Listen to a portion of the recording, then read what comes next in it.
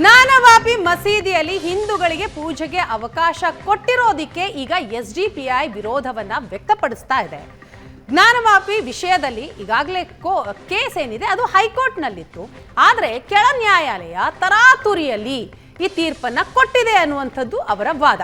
ಗೋವರ್ಧನ್ ಅವರೇ, ಈಗ ನ್ಯಾಯಾಧೀಶರಾದಂತಹ AK ವಿಶ್ವೇಶ್ ಅವರು ನಿವೃತ್ತಿಯ ಕೊನೆ ದಿನ ಆ ದಿನ ತರಾತುರಿಯಲ್ಲಿ ತೀರ್ಪನ್ನ ಕೊಟ್ಬಿಡ್ತಾರೆ. ಹಿಂದೂಗಳಿಗೆ ಪೂಜೆಗೆ ಅವಕಾಶವನ್ನ ಕೊಟ್ಟಿದ್ದಾರೆ, ಇದು ದುರುದ್ದೇಶದಿಂದ ಕೂಡಿದಂತಹ ತೀರ್ಪು ಅನ್ನುವಂಥದ್ದು ಎಸ್ಡಿಪಿಐನವರ ವಾದ. ಏನ್ ಹೇಳ್ತೀರಿ? ಅವರ ಭಾವನೆ. ಈ ದೇಶದಲ್ಲಿ ಯಾವ್ದಾದ್ರೂ ಕಾನೂನು ಬಂದಂತಹ ಸಂದರ್ಭದಲ್ಲಿ ಅವರು ಪೂರ್ವಗ್ರಹ ಪೀಡಿತರಾಗಿ ನೋಡ್ತಕ್ಕಂಥದ್ದು. ಈಗ ನ್ಯಾಯಾಧೀಶ ಕೊನೆ ಕೇಳಿಸ್ಕೊಳ್ಳಿ ನಮ್ಮ ವಾದವನ್ನ ಹೇಳೋರ್ಗುನು. ಈಗ ಕೊನೆ ದಿನ ಯಾವ್ದಾದ್ರು ನ್ಯಾಯಾಲಯದಲ್ಲಿ ತೀರ್ಪುಗಳನ್ನ ಕೊಡಬಾರ್ದು ಅಂತ ಏನಾದ್ರು ಕೊಡಬಾರ್ದು ಅಂತಲ್ಲ, ಸುಪ್ರೀಂ ಕೋರ್ಟ್ ಅಬ್ಸರ್ವೇಷನ್ ಇದೆ, ವಿಚಾರಣೆ ನಡ್ಕೊಂಡ್ ಬಂದಿರುತ್ತೆ. ಕೊಟ್ಟಿರ್ತಕ್ಕಂಥದ್ದು ಮುಲಾಯಂ ಸಿಂಗ್ ಏನು 1993ರಲ್ಲಿ ಮುಲಾಯಂ ಸಿಂಗ್ ರವರು ಹಿಂದೂಗಳ ಪೂಜೆ ಮಾಡ್ತಕ್ಕಂಥದ್ದನ್ನ ನಿಲ್ಸಿರ್ತಾರೆ.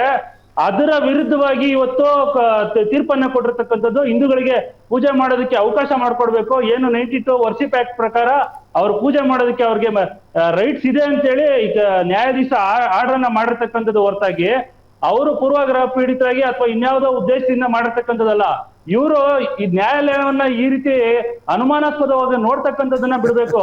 ಈಗ ಹಲವಾರು ವಿಚಾರಗಳಲ್ಲಿ ನ್ಯಾಯಾಲಯಗಳು ಬೇರೆ ಬೇರೆ ವಿಚಾರಗಳಲ್ಲೂ ಸಹ ಹಿಂದೂ ಸಮಾಜದ ವ್ಯತಿರಿಕ್ತವಾಗಿ ತೀರ್ಪುಗಳನ್ನ ಕೊಟ್ಟಂತಹ ಸಂದರ್ಭದಲ್ಲಿ ಇಡೀ ಹಿಂದೂ ಸಮಾಜ ನ್ಯಾಯಾಲಯದ ತೀರ್ಪಿಗೆ ಬಾಗಿರ್ತಕ್ಕಂಥ ಉದಾಹರಣೆಗಳನ್ನೇ ನೋಡ್ಬೋದು ಹೊರತಾಗಿ ನ್ಯಾಯಾಲಯಗಳನ್ನ ನಿಂದನೆ ಮಾಡ್ತಕ್ಕಂಥದ್ದು ಅಥವಾ ಅನುಮಾನ ಪಡ್ತಕ್ಕಂಥದ್ದು ಇದು ಒಂದು ಒಕ್ಕೂಟ ವ್ಯವಸ್ಥೆಯನ್ನೇ ಅನುಮಾನ ಪಡ್ತಕ್ಕಂಥದ ಅಂತ ಹೇಳಿ ಕಾಣ್ಬೋದು ನಾವು ಈ ಸಂದರ್ಭದಲ್ಲಿ. ಇದೇ AK ವಿಶ್ವೇಶ ಜಸ್ಟಿಸ್ ಅಜಯ್ ಕೃಷ್ಣ ವಿಶ್ವೇಶ್ವರ ಅವರ ಕಳೆದ ಒಂದು ತೀರ್ಪು ಏನು ಅಂತ ಹೇಳಿದ್ರೆ, ಕಾರಂಜಿ ನಾವು ಮುಸಲ್ಮಾನರು ಅದ್ರಲ್ಲಿ ನಾವು ವಜೂ ಮಾಡ್ತಿದ್ವಿ, ಇದು ಕಾರಂಜಿ ಕಲ್ಲು ಅಂತ ಹೇಳಿದ್ರೆ ಇಲ್ಲ ಇದು ಶಿವಲಿಂಗ ಅಂತ ಹೇಳಿದಾಗ ಇವರು ಸೀಲ್ ಮಾಡಿಬಿಡಿ ಅಂತ ಹೇಳಿದ್ರಲ್ಲ, ಅವಾಗ ಸುಪ್ರೀಂ ಕೋರ್ಟ್ ಅಬ್ಸರ್ವೇಷನ್ ಏನಿತ್ತು ಅದನ್ನ ಒಂದು ಸ್ವಲ್ಪ ತೋರಿಸಿ ರಾಜ್ಯ ಜನತೆಗೆ. ಏನಿತ್ತು observation? This case should be handled ಒಂದು ನಿಮಿಷ this case should be handled by a seasoned and a matured judge. ಅಂದ್ರೇನು ಈ ಜಡ್ಜ್ ಇಮ್ಮೆಚೂರಿಟಿ ತೋರಿಸಿದ್ದಾರೆ ಅಂತ ಅರ್ಥ ಅಲ್ವಾ? ಅದೇನು SDPI ಹೇಳಿದ್ರೇನು, ಸುಪ್ರೀಂ ಕೋರ್ಟ್ ಹೇಳ್ತಿದೆ ಅಲ್ಲ, ನೀವು ಆ ಥರ ಅರ್ಥ ಮಾಡ್ಕೊಳ್ಳಿ. ನಿಮಗೆ 5 ಲಕ್ಷ ಸ್ಕ್ವೇರ್ ಫೀಟ್ ನೀವು ಇಲ್ಲಿ ಕೇಳಿ, ನ್ಯಾಯಾಲಯದ ಮೇಲೆ ನಿಮ್ಗೆ ಅನುಮಾನ ಇದ್ರೆ ಅಪೀಲ್ ಹೋಗಿ, ನಿಮ್ಗೆ ಅವಕಾಶ ಇದೆ. ನಮ್ಗೆಲ್ಲ ಗೊತ್ತು, ಇರ್ರಿ ಒಂದ್ ನಿಮಿಷ. ಅದನ್ನ ಬಿಟ್ಟು ನೀವು ರಕ್ತಪಾತವನ್ನ ಮಾಡ್ತೀವಿ ಅಂತ ಹೇಳಿದ್ರೆ ಅದೆಷ್ಟು ಸರಿ? ಅಯ್ಯೋ, ನಿಮ್ಗೆ ಏನ್ ಕನ್ಸಲ್ಲೂ ಅದೇ ಬರ್ತಾ ಇರುತ್ತಾ? ನೀವು ನಾನ್ ವೆಜ್ ತಿನ್ನಲ್ಲ, ಆದ್ರೆ ಕನ್ಸಲ್ಲೂ ರಕ್ತಪಾತ ಅದು ಇದು ಹಂಗೆ ಯಾರು ಹೇಳಿದ್ರು? ರಕ್ತಪಾತದ ಮಾತು ಯಾರು ಮಾತಾಡಿದ್ರು? ಯಾರು ಮಾತಾಡಿಲ್ವಾ? ಸಂಘರ್ಷ ಮಾಡ್ತೀವಿ ಅಂತ ಹೇಳಿದ್ರೆ ಸಂಘರ್ಷ ಅಂದ್ರೆ ಮಾಡ್ತೀವಿ, ಸಂಘರ್ಷ ಅಂದ್ರೆ ರಕ್ತಪಾತನ? ನೋಡಿ ಇದೇ ಬಜರಂಗದಲ್ಲ ಇವ್ರಿಗೆಲ್ಲ ರಕ್ತಪಾತನ. ಹಾಗಾದ್ರೆ ಮುತಾಲಿಕ್ ಹೇಳುವಾಗ ಯಾಕೆ ನೀವು ಬಾಯಿ ಮುತ್ಕೊಂಡು ಕೂತ್ಕೊಂಡಿದ್ರಿ? ತಲ್ವಾರ್ ಇಡ್ಬೇಕು ಮನೆಯಲ್ಲಿ ಅಂತ. ಸಾಧ್ವಿ ಪ್ರಜ್ಞಾ ಠಾಕೂರ್ ಟೆರರಿಸ್ಟ್, ಅವಳು ಹೇಳಿದಾಗ ಯಾಕೆ ಅದನ್ನ ಖಂಡಿಸಿಲ್ಲ?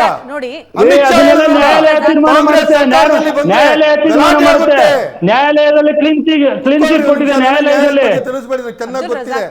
ನಾನಿವತ್ತು ಕೇಳ್ತಿರೋದು ನಿಮಗೆ ಏನು ಅಂತ ಹೇಳಿದ್ರೆ, 5 ಲಕ್ಷ ಸ್ಕ್ವೇರ್ ಫೀಟ್ ಜಾಗವನ್ನ ಮಾಡಿ ಕಾಶಿ ವಿಶ್ವನಾಥ್ ಕಾರಿಡಾರ್ ಅಂತ ಮಾಡ್ಕೋತಿದ್ದೀರಾ. 840 ಕೋಟಿ ಸರ್ಕಾರಿ ಹಣದಲ್ಲಿ ಮಣಿಕರ್ಣ ಘಾಟ್ ಪಕ್ಕ ನೀವು ಒಂದು ದೊಡ್ಡ ದೇವಾಲಯವನ್ನೇ ಕಟ್ಟಿಸ್ಕೊಳ್ತಾ ಇದ್ದೀರಾ. ಕಾಶಿ ವಿಶ್ವನಾಥ್ ಕಾರಿಡಾರ್ ನಾವ್ ಯಾರು ಪ್ರಶ್ನಿಸ್ತಾ ಇಲ್ಲ. ಸರ್ಕಾರಿ ಹಣ 840 ಕೋಟಿ ರೂಪಾಯಿ ಹಾಕಿ ಒಂದು ದೊಡ್ಡ ದೇವಸ್ಥಾನ 5 ಲಕ್ಷ ಸ್ಕ್ವೇರ್ ಫೀಟ್ ಬರ್ತಿರುವಾಗ ನಿಮಗೇನ್ ನಮ್ಮ ಮಸೀದಿಯಲ್ಲಿ ಬಂದ್ಬಿಟ್ಟು ಪೂಜೆ ಮಾಡ್ಬೇಕು ಅಂತ ಏನು? ಅಲ್ಲಿ ಪೂಜೆ ಮಾಡಿದ್ರೇನ ಒಳ್ಳೇದು? ನಿಮ್ಮ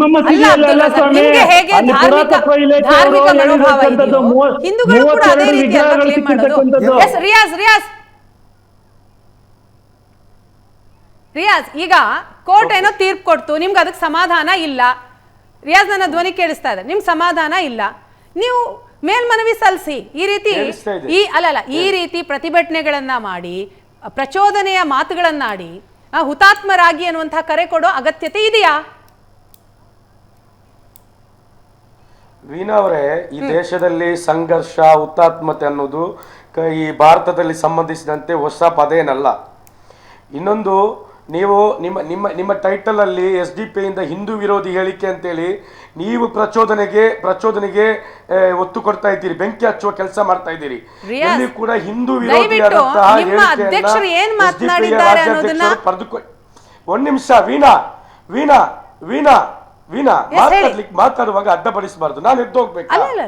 ಮಾತಾಡುದು ಕೇಳಿ, ನೀವು ನಮ್ಮ ಟೈಟಲ್ ಬಗ್ಗೆ ಹೇಳ್ತಾ ಇದ್ದೀರಾ. ಮಾತಾಡುದು ಕೇಳಿ. Let me clear. ನಿಮ್ಮ ಟೈಟಲ್ ಸರಿ ಇಲ್ಲ, ಅದನ್ನ ಹೇಳಬೇಕಲ್ಲ. ಎಲ್ಲಿ SDP ಹಿಂದೂ ವಿರೋಧಿ ಹೇಳಿಕೆ ಕೊಟ್ಟಿತ್ತು? ಹಾಗಾದ್ರೆ ನೆನ್ನೆಯ ಬೈಟ್ ಇನ್ನೊಂದ್ಸರಿ ಪ್ಲೇ ಮಾಡ್ಸದಾ? ನೀವು ರಾಜ್ಯಕ್ಕೆ ಏನು ಸಂದೇಶ ಕೊಡ್ತಾ ಇದ್ದೀರಿ? ನೆನ್ನೆಯ ಬೈಟ್ ಇನ್ನೊಂದ್ಸರಿ ಪ್ಲೇ ಮಾಡ್ಸದಾ? ಮಾಡಿ ನೀವು ಅಲ್ಲಿ ಹಿಂದೂ ವಿರೋಧಿಯಾಗಿ ಪ್ಲೀಸ್ ದಯವಿಟ್ಟು ಕೇಳಿ. ನಿಮ್ ತರನೇ ಬಹಳಷ್ಟು ಜನ ಕೂಡ ಅನ್ಕೊಂಡಿರ್ತಾರೆ. ಕ್ಲಿಯರ್ ಆಗ್ಬಿಡ್ಲಿ. ನೆನ್ನೆ ಏನ್ ಹೇಳಿದ್ರು ನಿಮ್ಮ ರಾಜ್ಯಾಧ್ಯಕ್ಷರು, ಅದನ್ನ ಒಂದ್ಸರಿ ಕೇಳೋಣ. ಅದನ್ನ ಕೇಳಿ. ನೀವೇ ಜ್ಞಾನವ್ಯಾಪಿ ಮಸೀದಿಗೆ ಸಂಬಂಧಿತ ಅಲ್ಲಿನ ಲೋಕಲ್ ಕೋರ್ಟ್ ನಲ್ಲಿ ಬಂದಂತ ಒಂದು ತೀರ್ಪು, ಆ ತೀರ್ಪು ಅದು ತೀರ್ಪಾಗಿದೆ, ಆದ್ರೆ ನ್ಯಾಯ ಸಿಕ್ಕಿಲ್ಲ ಅಂತೇಳಿ ನಮ್ಮ ಕೂಗು. ಅದರ ತರಾತುರಿಯಲ್ಲಿ ಅವತ್ತು ರಿಟೈರ್ಡ್ ಆಗುವ ಜಡ್ಜ್ ಅವರು ಒಂದು ತೀರ್ಪನ್ನು ಕೊಟ್ಟು ಪೂಜೆ ಮಾಡಲಿಕ್ಕೆ ಒಂದು ಸರಿಸುಮಾರು ಎಷ್ಟೋ ವರ್ಷಗಳಿಂದ ಇರುವಂತಹ ಒಂದು ಮಸೀದಿಯಲ್ಲಿ ಪೂಜೆ ಮಾಡಲಿಕ್ಕೆ ಅನುವು ಮಾಡಿಕೊಡೋದಿದೆಯಲ್ಲ, ಇದು ಈ ದೇಶದ ಸಂವಿಧಾನ ಮತ್ತು ಈ ದೇಶದ ಕಾನೂನಿಗೆ ವಿರುದ್ಧವಾದದ್ದು. ಈ ದೇಶದ ಯಾವುದೇ ಮಸೀದಿ, ಮಂದಿರ, ಚರ್ಚ್, ಗುಡಿ, ಗೋಪುರ ಯಾವುದೇ ಸಮುದಾಯದಿರ್ಬೋದು, 1947 ಆಗಸ್ಟ್ 15ರಲ್ಲಿ ಯಾವ ಸ್ಥಿತಿಯಲ್ಲಿದೆಯೋ ಅದೇ ಸ್ಥಿತಿಯನ್ನ, ಯಥಾಸ್ಥಿತಿಯನ್ನ ಕಾಪಾಡಬೇಕು. ಅದನ್ನ ಯಾರು ಕೂಡ ಮಾರ್ಪಾಡು ಮಾಡಬಾರ್ದು ಅಂತ ಹೇಳಿ ಈ ದೇಶದ ಸಂಸತ್ತು ಮಾಡಿದಂತಹ ಒಂದು ಕಾನೂನಿದೆ. ಆದ್ರೆ ಆ ಕಾನೂನಿಗೆ ಇವತ್ತು 3 ಕಾಸಿನ ಬೆಲೆ ಕೊಡ್ತಾ ಇಲ್ಲ.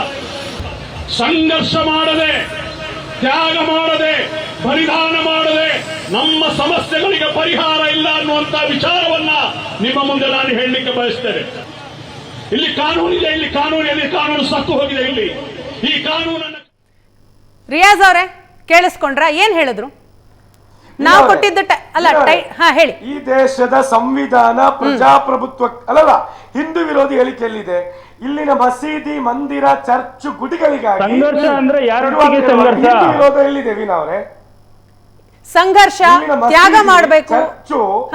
ಅಲ್ಲ, ಯಾರೊಂದಿಗೆ ಸಂಘರ್ಷ?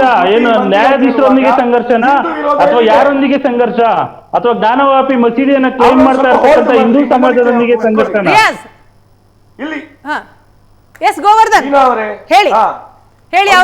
ಅಲ್ಲ, ಈಗ ಅವ್ರು ಹೇಳ್ತಾ ಇದ್ರು SDP-ನವರು, ಈಗ ಸಂಘರ್ಷ ಅಂತ ಹೇಳ್ತಕ್ಕಂಥದ್ದು ನಾವು ಹೇಳಿದೀವಿ ಅಷ್ಟೇ, ಕಾನೂನಾತ್ಮಕ ಹೋರಾಟ ಅಂತ. ಸಂಘರ್ಷ ಅಂತ ಹೇಳಿದ್ರೆ ಬಹಳ ಸ್ಪಷ್ಟವಾಗಿ ಹೇಳ್ಬೇಕು. ಅವ್ರೇನ್ ನ್ಯಾಯಾಧೀಶರೊಂದಿಗೆ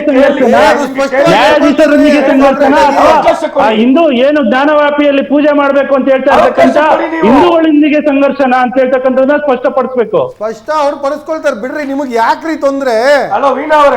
ಹಂಗಂದ್ರೆ ಈ ಡಿಬೇಟ್ ಏನಕ್ಕೆ? ಹಂಗಂದ್ರೆ ಈ ಡಿಬೇಟ್ ಎಲ್ಲರೂ ಹೋಗೋಣ. ಹೇಳಿರೋದು ತಪ್ಪು ಅಂತ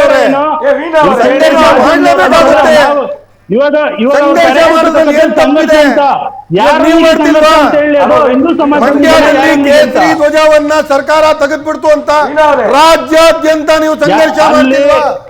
ಪ್ರತಿಭಟನೆ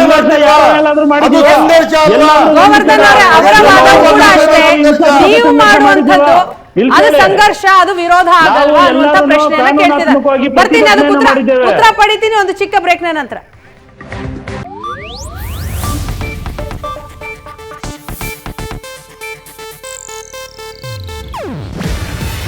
ಇದು ಏಷ್ಯಾನೆಟ್ ನ್ಯೂಸ್ ನೆಟ್ವರ್ಕ್ ಪ್ರಸ್ತುತಿ. ನೀವು ನೋಡ್ತಿದ್ದೀರಾ ಏಷ್ಯಾನೆಟ್ ಸುವರ್ಣ ನ್ಯೂಸ್.